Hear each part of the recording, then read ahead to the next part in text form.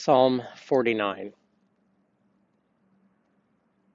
The NRSV entitles it a folly of trust in riches. Hear this, all you peoples. Give ear, all inhabitants of the world, both high and low, rich and poor together. My mouth shall speak wisdom. The meditation of my heart shall be understanding.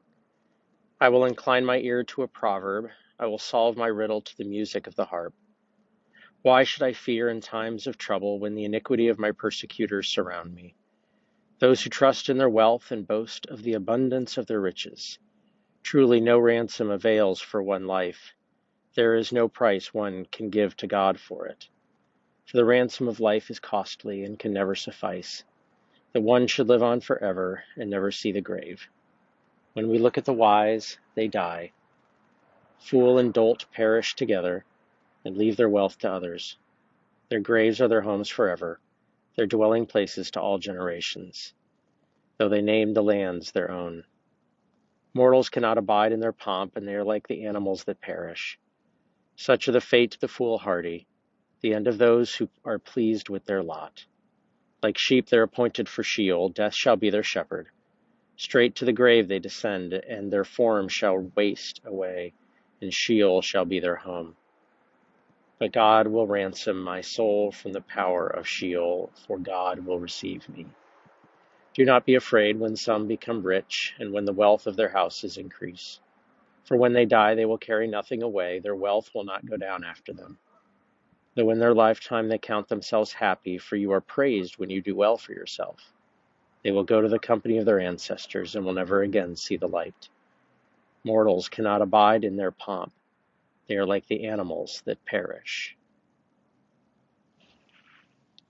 I'm recording this right down on the banks of the Ohio River.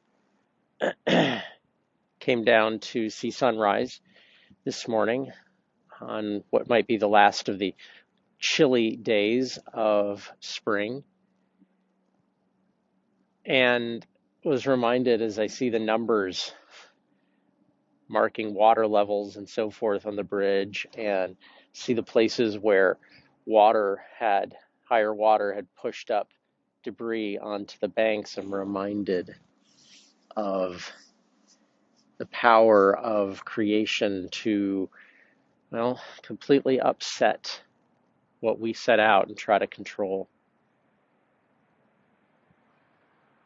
Psalm speaks about that we often want to think about our riches and our wealth as that which we can control and that which allows us to control our lives. And there is an element to that. I mean, when you have resources, when you have wealth, yes, you have more control over life.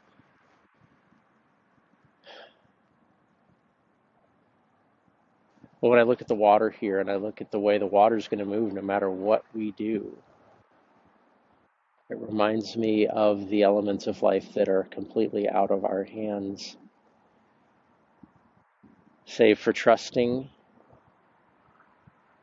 in the love and the mercy and the power of God, which does not change no matter the circumstances.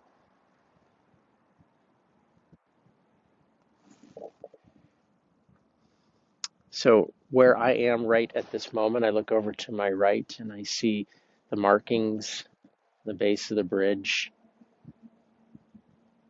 marking the clearance for boats to go underneath. And then I look to my left and I see the bright sun rising. On one hand, the marks of what we humans do to control, and on the other, that which reminds us of the one who ultimately is in control. Grace and peace be with you this day.